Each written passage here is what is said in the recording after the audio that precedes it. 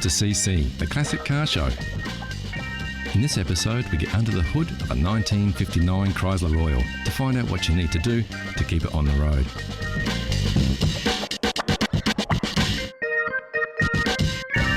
We take a much-loved English open-top roadster for a spin, find a classic of tomorrow for budding budget car buyers, and hop on the Pony Express for a top-down cruise, ×2.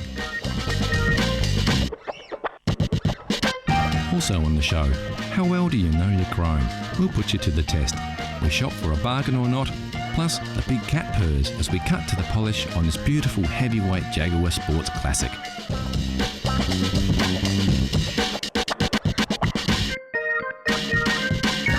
So sit back and strap in for another exciting ride on the rambling road that is CC, Classic Cars.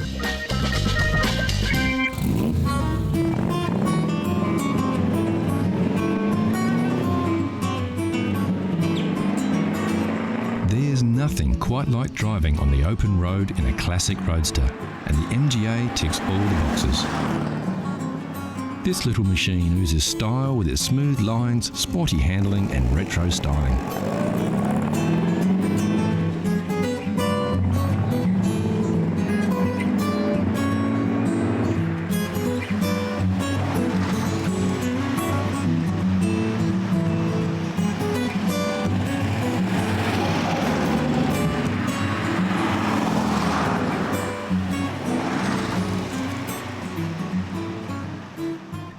Over 103,000 MGAs were produced by the British Motor Corporation between 1959 and 1962. All but just over 5,000 stayed in England, with the other cars shipped across the globe. So many of these vehicles were sold abroad that to this day the MGA is still the most exported UK-built car. The MGA is considered by many to be the pinnacle of styling from BMC, with its classic shape and combination of class and speed oozing from its inspired design.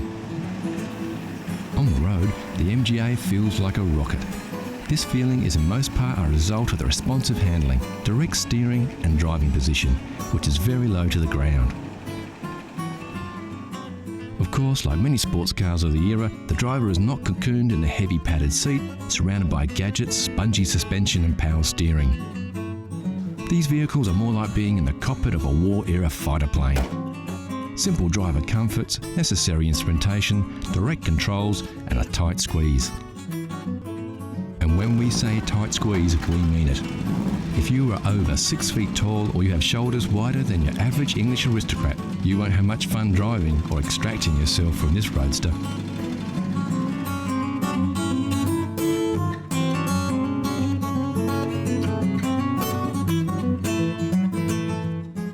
Like many sports cars of the era, a long graceful front end gives the impression there is a whole lot of motor under the hood. The driving position is set back, literally behind the motor, with the trunk or boot rolling back down to the rear. Sometimes looks can be deceiving though, and many enthusiasts consider the MGA to be severely underpowered, taking the sport out of the sports car. The engine in the original model was a 1500cc pushrod power plant, which produced about 68 horsepower. The same engine used in the Austins, Morrises and Wolseleys of the era. This actual car is one of the few 1600cc models manufactured, which boasts 93 horsepower, much more respectable for a roadster. Apart from the very rare twin cam power plant, there were only ever just over 2,000 built. This is as grunty as an MGA gets.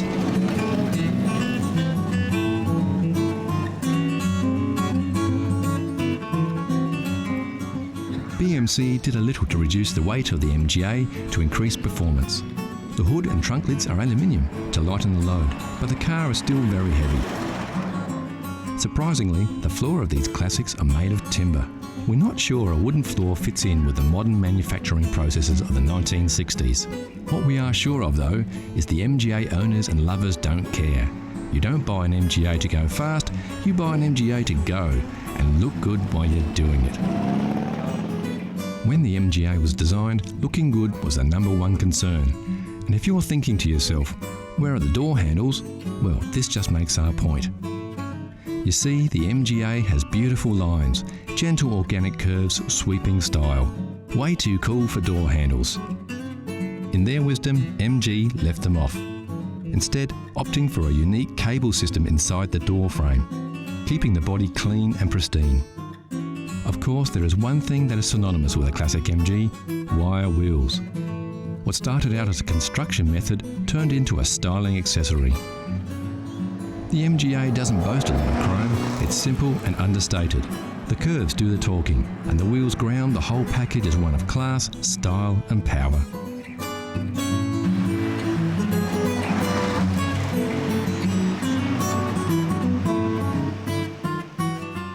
The real appeal of a classic MGA is the romance. The romance of rolling through the countryside, wind in your hair, wire wheels rotating under you, turning heads with your very stylish and fun machine. It's the same for all classic car lovers. For devotees of the MGA, it doesn't get better than this, and we're inclined to agree. So you've just hit 40. You're feeling cashed up, your hairline is fast travelling to the northern hemisphere of your head. So you've decided to take the plunge and get yourself that little sporty classic car you've always dreamed of, and get some wind in your hair before it all disappears and you find yourself shopping for a glue-on toupee. Right now, your heart is set on a Sunbeam Alpine, just like the one James Bond drove in Dr. No. Well, let's take a closer look at the damage to your hip pocket.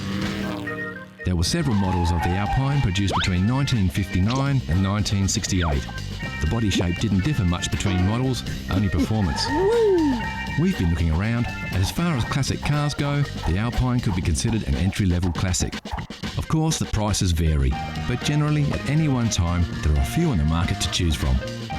This 1963 restored Series 2 unit in the UK was on the market for the princely sum of $9,000 US, or £5,500. It's restored and looks pretty good. It does lack a little grunt, being the early model. For about $7,000 or around £4,000, you can slide into this restored 65 Series 3 Alpine. We found this 1967 Series 5 model for an ambitious $15,000 or around £9,000. The engine was replaced with a 2300cc Mitsubishi power plant. Pricey, not stock, but it may have enough juice to get you and your new hairpiece to where you want to go. There are usually stacks of Alpines on the market, so if the Sunbeam Alpine is your classic passion, get hunting. They won't be hard to find. Here's a challenge for all you classic car fans. Know Your Chrome gives you a peek at some close-ups of classic chrome. Look at the shapes. Do you recognise the lines? Can you tell which car sports this shiny styling? It's too early for clues, but we can tell you it's a car. It's a classic and it's very, very cool. Look closely and we'll give you more hints later in the show. Next on CC, the Classic Car Show, we meet a big black cat, some tips for classic car owners, and we take a pony ride.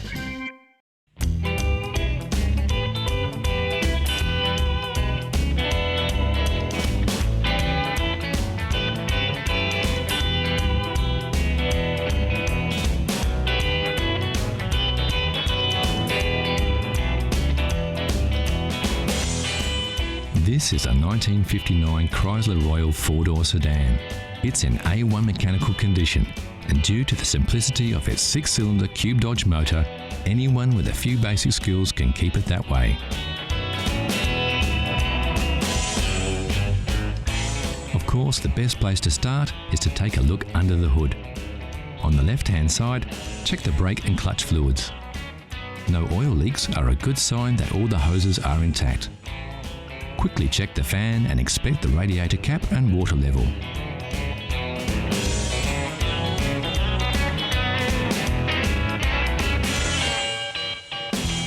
Now take a look from the other side. Check the oil level with the dipstick, then the spark plugs and cables. Inspect the battery terminals to see if they're tight and free from any corrosion.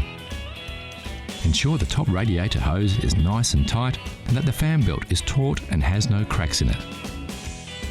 The leads and wires to the distributor cap and starter motor should also be tight. The distributor cap should be clean and high tension leads all in place. Okay, the engine looks good to go, so always fire her up just to make sure she sounds as good as she looks.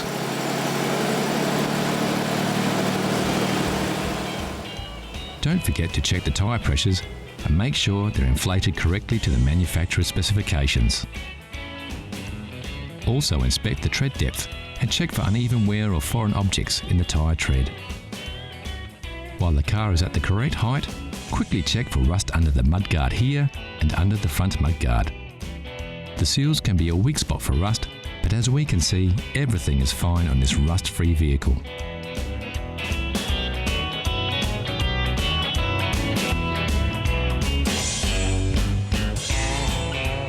So that's about it. A few simple maintenance checks should keep your Chrysler Royal in great condition for another 50 years. And the best thing of all is that you can roll up your sleeves and do it all yourself. Yep, there's only one thing better than the smell of aging leather, and that's the smell of engine grease on your hands.